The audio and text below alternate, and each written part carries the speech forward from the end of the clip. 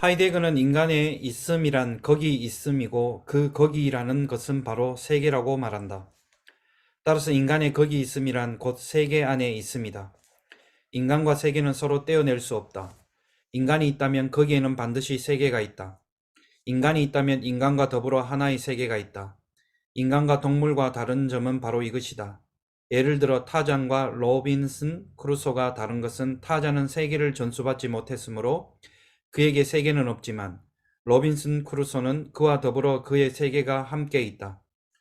그는 비록 아무도 없는 무인도에 떨어져 혼자 살지만 자신의 세계를 바탕으로 삼아 그 무인도를 자기의 세계로 만들어 나간다.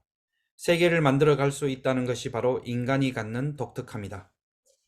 여기서도 다산이라는 말을 거기 있음이라는 것을 being in the world라는 세계 속에 있음이라는 그 세계 속에 있다는 개념이 다산이다.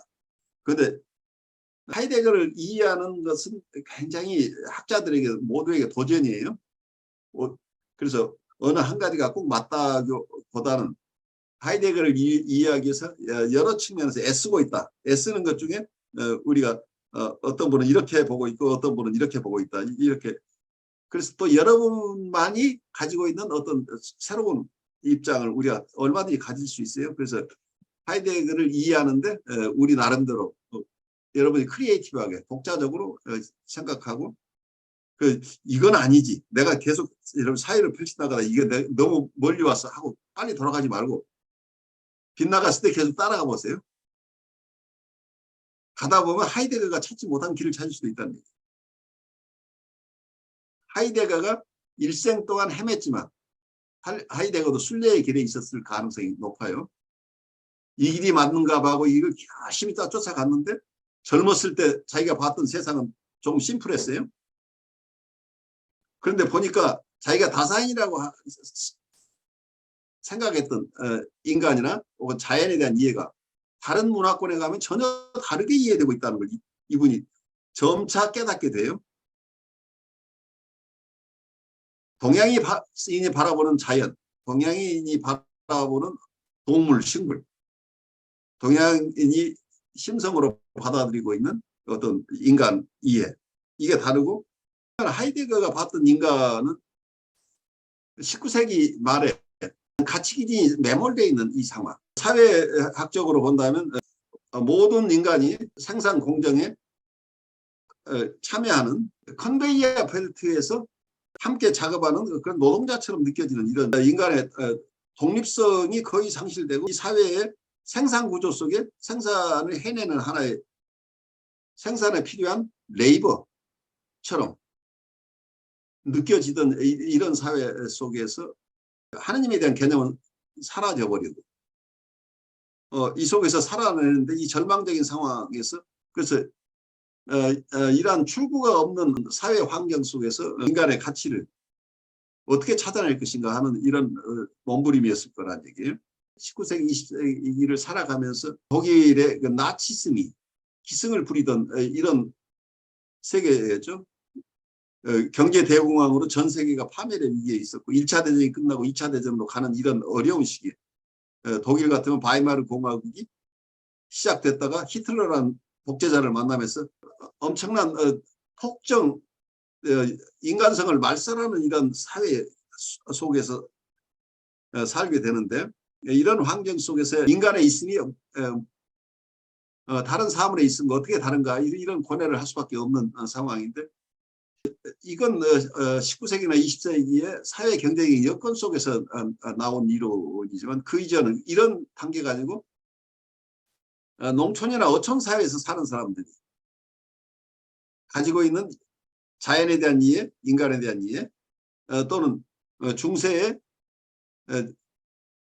종교개혁 이전에 사람들이 가지고 있었던 절대적으로 하나님이 모든 것을 주재한다는 이런 개념 속에서 살아왔던 초기 그리스도인들이 가졌던 삶 속에서 그분들이 느꼈던 어떤 존재에 대한 이해, 하느님의 질서를 그렇게 크게 거북스럽게 느끼지 않고 자연스러운 것으로 받아들였던 그분들은 하이데거가 얘기하는 실존의 불안 혹은 사르트르가 얘기한 실존의 불안, 이런 것들을 가지지 않았을 수 있다는 얘기예요.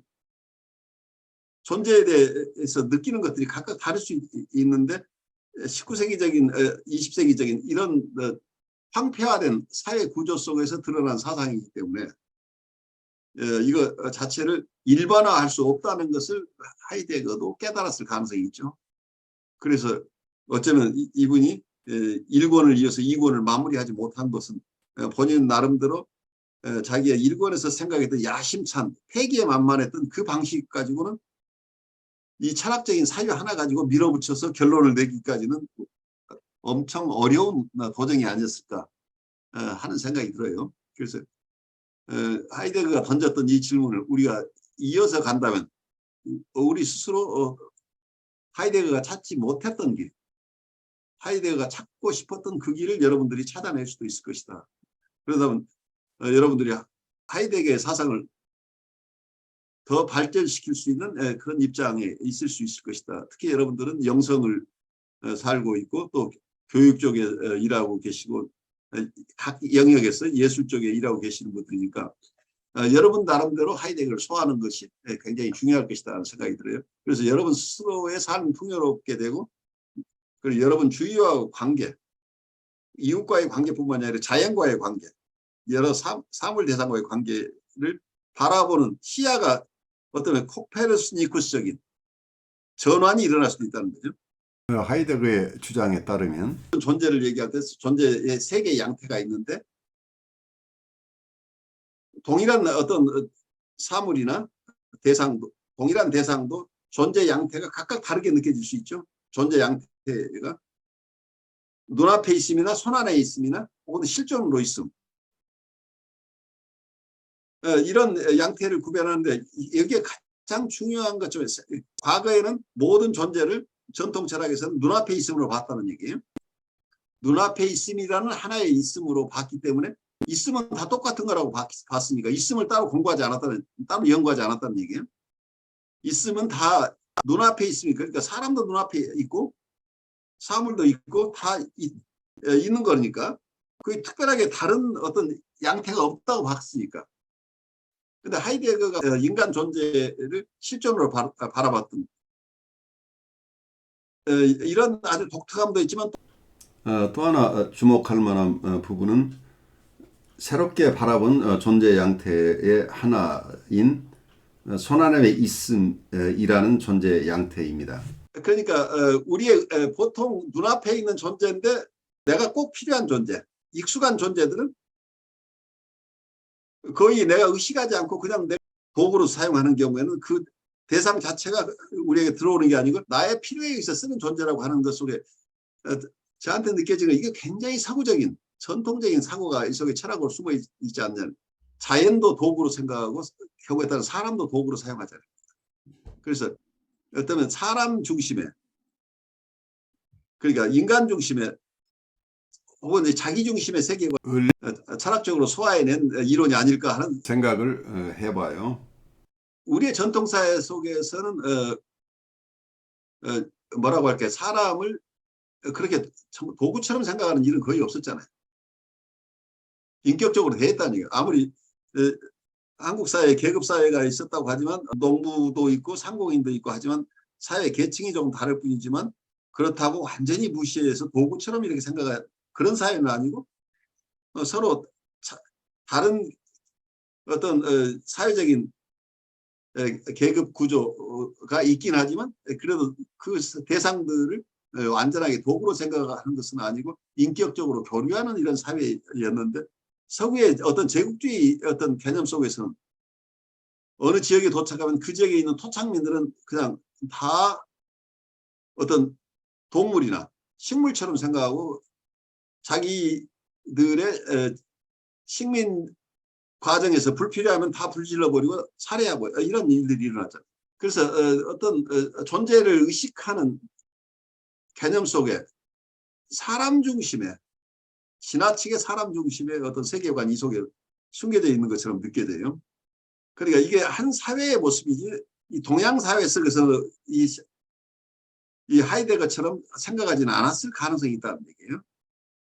그러니까 동양 사회 속에서는 자연을 생각할 때 이걸 도구로만 보지 않고 어쩌면 거의 인격적인 존재는 아니지만 이 자연 존재 자체를 그 있는 존재 자체를 귀중하게 생각하는 함부로 다루지 않았던 어떤 전통이 있잖아요.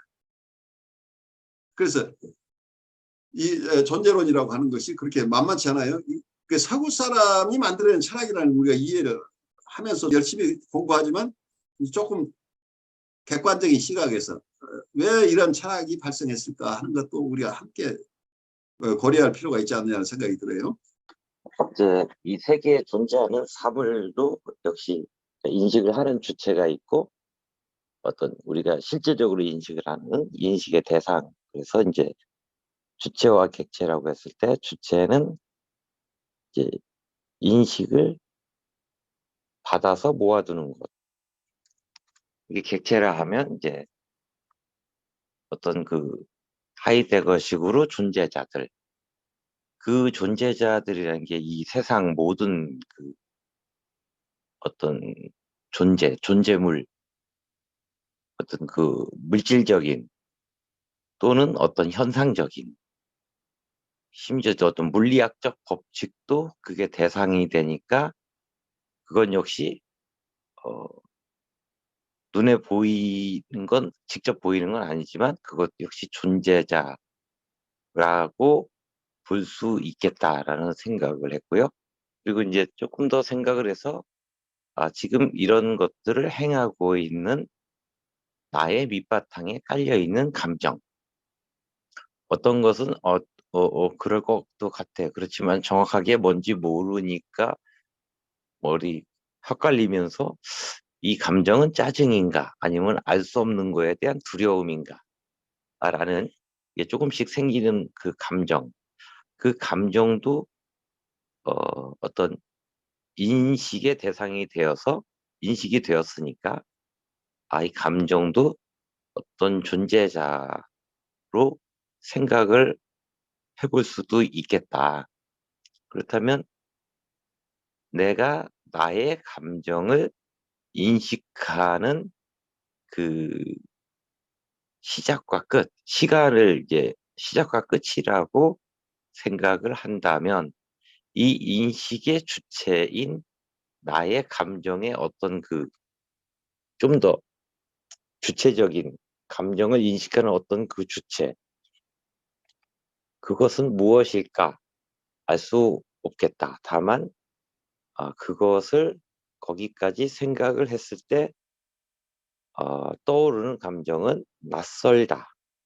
그리고 인지할 수 없는 것이니까 잡히는 것이 아니니까 뭔가 피했으면 좋겠다라는 어떤 이런 형태로 제 감정이 작동하는 것 같다라고 이렇게 여기까지 한번 생각을 좀 진행해 봤습니다.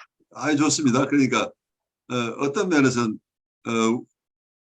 우리의 서구의 이분법 중에 어떤 우리 이성적인 것, 합리적인 것, 이런 정신적인 것, 이런 것이 본질이고 나머지 부분 물질적인 것, 어떤 충동적인 것, 어떤 정서적인 것, 이런 것들은 우리의 본질적인 것과 다르다고 봤었다고 한다면 어느 한쪽은 없애버려야 될 대상이고 어느 한쪽은 그게 본질이니까 그것만을 추구해야 되는 것처럼 이렇게 생각할 수도 있는데 사실은 이런 정서나 이거 자체가 존재를 구성하고 있는 것이다라고 볼 수 있겠죠. 그러니까 이성적인 것과 정서적인 게 다 하나의 여러 측면이라고 본다고 이게 통합해내는 것이 정신분석 쪽에서는 이건 굉장히 중요한 작업이에요.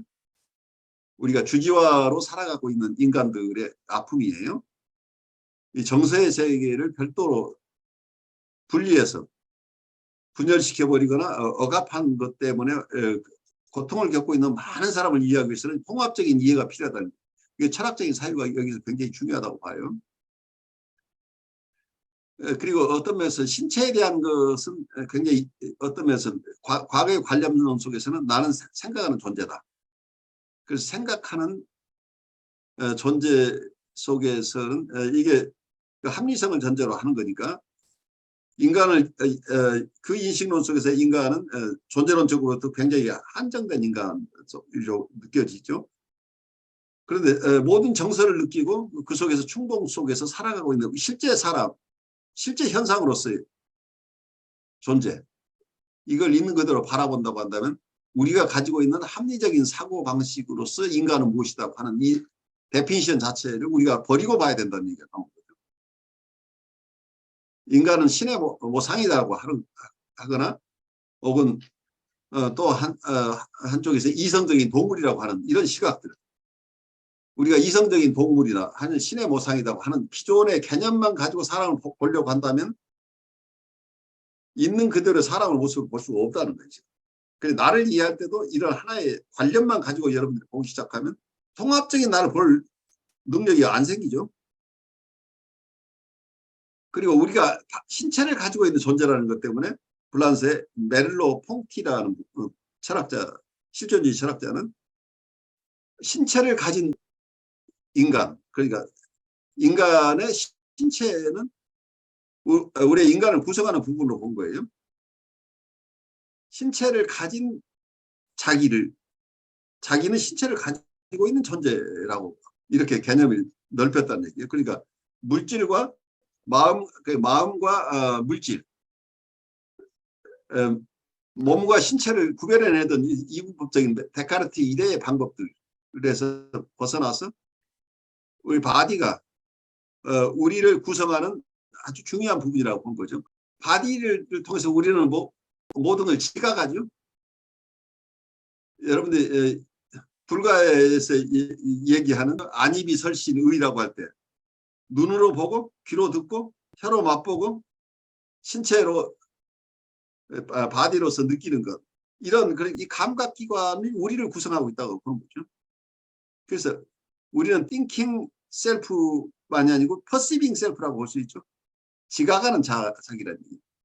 그 thinking과 perceiving, 이 두 가지가 모두 다 우리라는 존재를 구성하고 있다고 본다면 사람에 대한 인식 자체가 달라지죠. 존재 자체. 그래서 이 신체를 가진 존재로서의 인간이라고 하는 것은 예술 쪽에서 굉장히 중요한 개념이 될 거예요.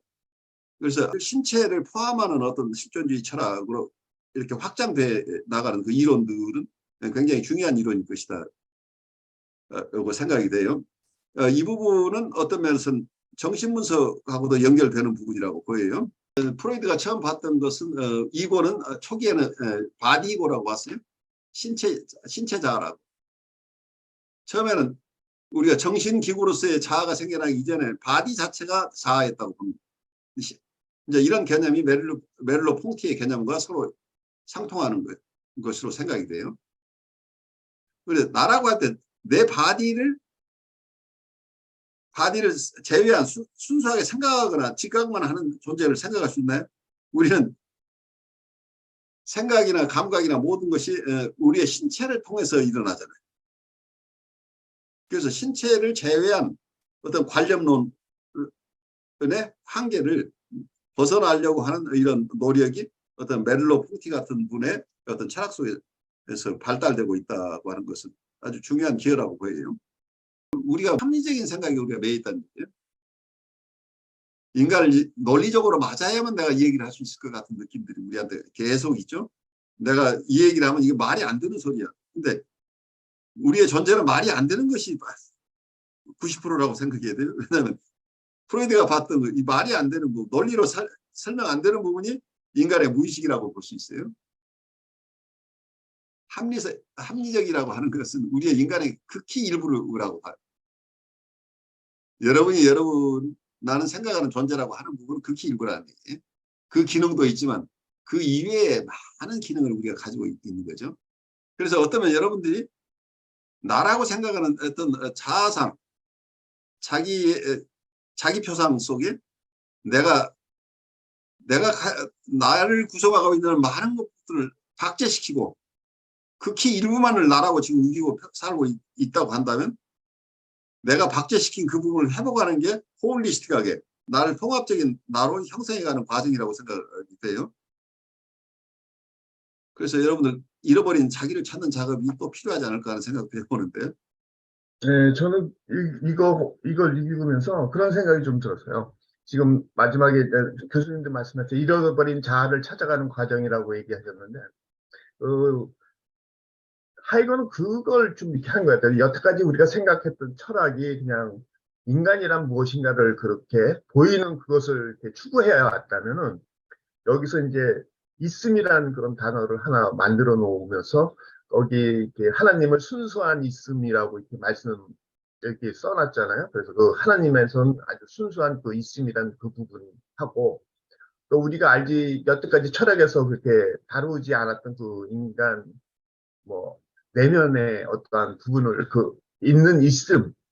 그래서 그 인간이란 무엇인가를, 결론은 인간이란 무엇인가를 찾아가기 위해서는 내면적인 것을 먼저 보고 그것을 바탕으로 인간 세계를 한번 이렇게 찾아가 보자. 인간이 무엇인가를, 그걸 존재라고 얘기했지만 그 존재가 진짜 존재가 무엇인가를 찾아가 보자 하는 그런 의미도 좀 들렸어요. 그래서 여기 마지막에 로빈스 크로스와 타잔을 얘기하는 데 있어서 그 로빈스 크로스는 타잔은 그런 어떤 교육과 어떤 지성적인 것과 그 다른 것을 갖지 못해갖고 거기서 그냥 살아가고 있지만은 로빈스 크로스는 그 전에 제가 뭐 직업은 잘 기억이 안 나요. 그렇지만 하여튼 그 무인도에 표류하면서 자기가 그냥 지식적으로 아니면은 그 살아가면서 갖고 있던 어떠한 그 교육 수준 아니면 살아왔던 세계들을 거기다가 이렇게 다시 재현시키는 데 있어서 그 혼자 고립돼서 그 안에 있을 때는 그냥 자기가 생각했던 그 사회에서 자기를 바라보는 그런 그 지위나 그런 쪽으로 보는 게 아니라 자기가 갔다 왔던 것을 자기가 내면에서 진짜 원했고 필요하고 그런 것만을 보면서 이렇게 세계를 꾸며가지 않았는가 하는 그거로 이렇게 좀 이렇게 비교해서 말씀하셨다는 게 좀 기억이 났습니다. 그리고 중요한 것은 우리가 그 인간이란 무엇인가는 저도 그 기억이 나요. 고등학교 몇 학년 때인가 여기 그 파고다 공원인가 어디 앞에서 인간은 참 간사한 동물이다 뭐 그렇게 얘기하고서 우리를 그 친구들끼리 막 얘기한 적이 있는데 그 인간이란 무엇인가를 찾아가기 위해선 진짜 있음이라는 그 본질적인 그 부분을 좀 우리가 좀 생각하고서는 그걸 찾아가야 되지 않은가 하는 것을 하이데거가 얘기하는 것 같다 이렇게 생각이 들었습니다. 오늘 수업 내내 있음에 대한 얘기를 많이 해주셨던 것 같고 이제 수업 끝에 또 메를로 퐁티 얘기를 해주셨는데 그 메를로 퐁티를 제가 잘은 모르지만 체화된 마음 공부 얘기를 하면서 그 메를로 퐁티 얘기를 많이 했는데 저희 마음을 구성하고 있는 것이 도대체 무엇인가 이런 너무 이렇게 근본적인 질문을 다시 있음이라는 문제로도 다시 던져볼 수가 있을 것 같아요. 다행히 저는 예술이라는 게 제일 가깝게 있기 때문에 그런 어떤 감각적인 경험 또는 몸의 경험 같은 것이 저희 마음을 구성하게 되기도 하지만 제가 도대체 이때까지 있음이라는 있음 또는 제 존재라고 생각했던 것이 도대체 무엇일까? 아까 본질에 대한 얘기도 하셨지만 그냥 평균치에 대한 의식을 저의 존재라고 생각하고 있지 않았는가 할 때 다시 굉장히 작은 어떤 경험이나 어떤 근본적인 것으로 돌아가서 다시 생각을 해보고 싶을 때 또 떠올리는 것이 우리의 또 어떤 체화된 마음 같은 또 어떤 감각 경험 같은 것에 다시 또 이렇게 근본적으로 돌아가 볼 수 있는 어떤 방법을 또 제공을 해주는 것 같거든요. 아무튼 네, 네 여러 가지 생각을 해요. 아까 제가 불가에서 안임이 설신의라고 얘기를 했는데 안임이 네. 설신까지는 우리의 바디의 감각기관이에요. 근데 의라는 게 의식을 나타내는 거란 말이에요. 그걸 제6식이라고 얘기를 하는데 의식이라는 개념이 불가의 어떤 존재로서 이미 수천 년 전부터 있어 왔어요. 그러니까 감각하지만 감각 말고 의식이라는 세계가 있다고 이미 알고 있었다는 거예요. 불가에서는. 그리고 7식, 8식이라는 게 7식은 제가 이거 잘 모르지만 불가 얘기를 듣다 보면 6식은 우리의 의식의 세계, 컨셔스 세계를 그러니까 그냥 감각만 가지고 있는 게 종합 판단 능력이죠. 우리의 의식이라고 하는 것은. 산입한다고 이렇게 합리적으로 이렇게 리슨을 사용하고 있는데 감각기관은 그냥 어떤 퍼시빙이라는 거죠. 퍼시빙을 우리가 어떻게 가져오는 건지 아니면 대상이 우리에게 출현하는 건지 이건 또 보는 것이 각각 달라요. 우리가 무엇을 감각한다고 하는데 그 대상이 출현함으로써 우리가 그것을 알게 된다. 또 이렇게 얘기할 수 있어요. 그 현상학이라고 할 때는 항상 그 대상 자체가 스스로 드러냄을 굉장히 중요하게 생각해요. 우리가 무엇을 안다고 하는 그 대상이 스스로 여러 보임이 있다고 하는 거죠. 그 여러 보임을 그대로 우리가 받아들이는 게 어떤 지각이라고 볼 수 있겠죠. 그런데 이렇게 컴퓨터 시스템으로 얘기하는 모든 데이터가 들어왔어요. 이 데이터를 가지고 종합 판단하는 어떤 기능이 의식이라는 얘기예요. 말하자면. 종합 판단하는데 의식이 매번 이걸 종합 판단할 게 아니고 어떤 것은 너무 익숙한 것은 그냥 지금 메인 메모리 뭐라고 할까요? 지금 작동하는 메모리 속에 있지 않고 어느 한쪽으로 튀어놨어요. 그건 전의식이라고 얘기를 하죠. 근데 어떤 것은 그 내용만 나오면 내 마음이 산란스러운 것은 한쪽으로 완전히 억압해 버린다고 한다면 이건 제8식이라고 하는 장식이라고 불가에서 얘기를 해요. 그래서 마치 불가의 얘기 속에서는 어떤 감각기관의 감각이라는 부분과 의식이라는 부분 그리고 전의식 무의식이라는 이런 프로이드의 심리학 속에 있는 모든 요소가 어쩌면 불가의 초기 이론 속에 이미 숨겨져 있었던 숨겨진 게 아니라 그분들은 이미 많은 연구를 해왔어요. 근데 그 부분들이 지금 서양에서는 재발견이라고 보고 있는 거죠. 말하자면 동양인들은 이미 알고 있었던 부분을 프로이드가 아주 멋들어지게 서구에서 처음 찾아낸 것처럼 얘기를 하고 있는데 사실은 동양의 어떤 불교 쪽에 공부를 많이 하신 분들은 이미 오래전부터 알고 있는 얘기일 수 있는 거죠. 그걸 어떤 방향으로 활용하느냐 문제는 다르겠지만. 네, 지금 뭐 되는데 지금 들으면서 떠오르는 게 우리가 이제 떠오르는 게 뭐냐면 존재라는 게 저는 아까 교수님도 우리가 들으면서 이야기했는데 그거는 고정되어 있는 게 아니고 화석화된 게 아니고 살아있는 어떤 존재로 존재라는 건 살아있는 거라고 봤을 때 그걸 이제 그러면 존재는 유기체다. 그러면 이 살아있는 유기체는 끊임없는 진화를 하는데 그 진화를 통해서 그 존재가 어떤 다른 것으로 분명히 변화되어 있다라고 제가 느껴지거든요. 근데 역동성이에요. 여기서 다이내미즘이. 그 다른 것은 다른 게 아니라 원래 이름 되어진 네이밍 되어있는 그 존재가 유기체이기 때문에 끊임없는 진화를 통해서 그 이름이 이름으로서의 존재지만 또 다른 모습으로 변화되어 있다라고 어떤 생각이 드는데 그러면 저는 느낀 게 하이데거는 그러면 존재를 하나라는 어떤 특정적인 것에 가둬두지 마라라는 것으로 느껴지거든요.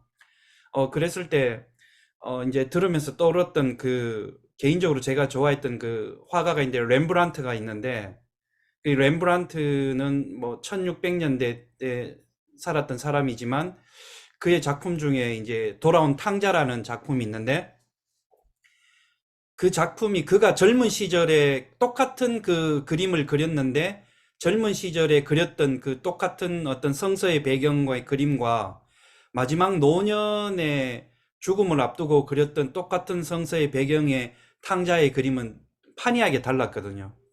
근데 그 사이에 렘브란트가 경험했던 게 뭐냐면 사랑하는 아내도 죽고 아들도 죽고 하여튼 삶에서의 존재로서의 모든 그 과정을 통해서 겪은 과정을 통해서 결국은 똑같은 것을 이야기했는데 노년에는 다른 어떤 그림이 나오고 다른 작품이 나왔던 걸 봤을 때 우리가 어떤 그 그림을 통해서 느껴지는 게 뭐냐면 뭐 동일한 사물이지만 동일한 사건이지만 이 존재가 유기체적이고 진화하고 변화하기 때문에 결국은 그것은 하나에 고정될 수가 없다.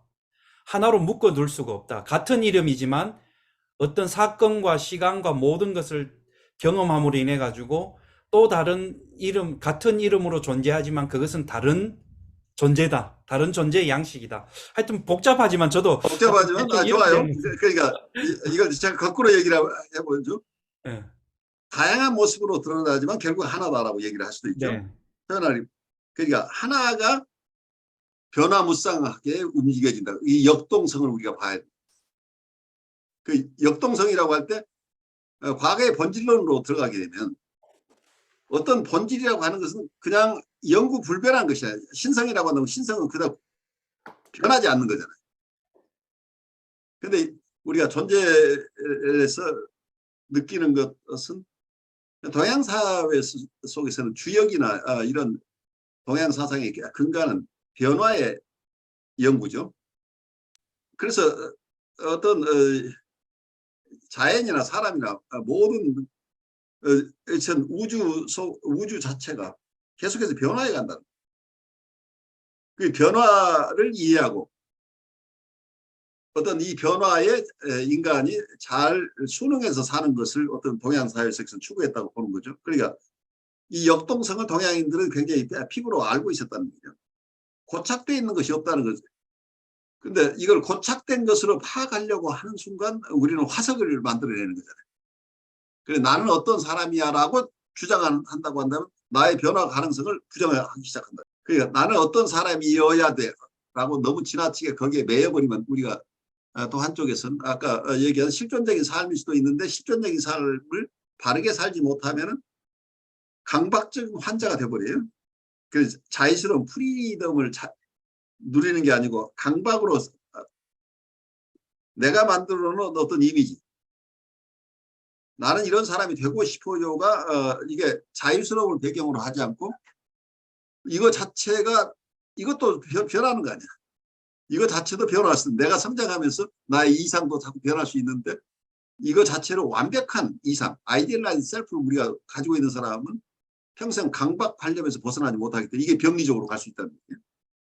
그래서 우리의 인간이 실존주의적으로 나를 어쩌면 미래에 투사하고 있는 그건 아주 정상적인 것인데 이거 투사하는 것 자체를 또 완전히 뭐라고 할까 변화하지 않는 것으로 이해를 해버린다면 나는 그 노예가 돼버리는 거죠 또. 그래서 복합적이에요. 그래서 어떤 면에서는 정신분석 쪽에서도 우리 임상에서 가장 중요한 부분이 우리가 만나는 대상이 어제 만난 대상하고 오늘 만난 대상이 다른 대상이 같은 대상인데 다른 모습으로 이분은 살고 있을 가능성이 있다는 겁니다. 그분의 아까 얘기 진화 가능성, 그분의 변모 가능성, 트랜스포메이션의 가능성을 우리가 염두에 둬야 된다.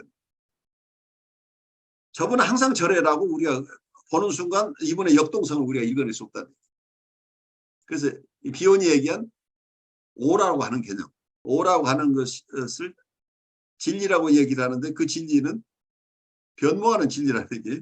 이발빙 오라는 얘기예요. 그러니까 우리가 내담자를 만나도 내담자의 오, 내담자의 진실이라고 하는 것은 내가 어느 순간에 그 진실을 만났어요. 근데 그 진실이 내일도 그 진실이고 모레도 진실이 아니고 이분의 오는 계속해서 변모하는 오이기 때문에 내가 어제 이분의 진실을 보았다고 해서 그 진실에 매달리는 순간 나는 이분의 과거에 매달려 있어서 지금 현재 변모해가고 있는 이 내담자를 만날 수 없다는 이런 어려움에 빠지는 거죠.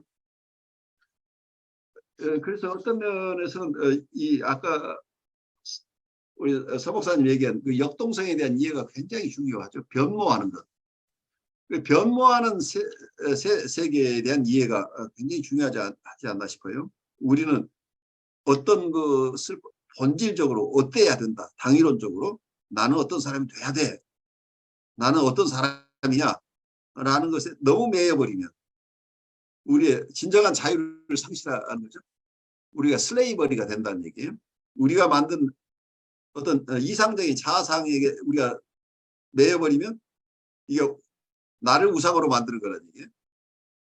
그래서 우상을 숨기며 우상을 섬기는 사람이 되면 여러분 심리적으로 강박적인 사람이 되고 영성적으로도 자기를 숭배하는 이런 사이비 교주의 교주가 되어버리고 자기를 숭배하는 이게 나르시시즘입니다. 병리적인 말씀은 자기를 교주로 만들어내고 있는 거예요.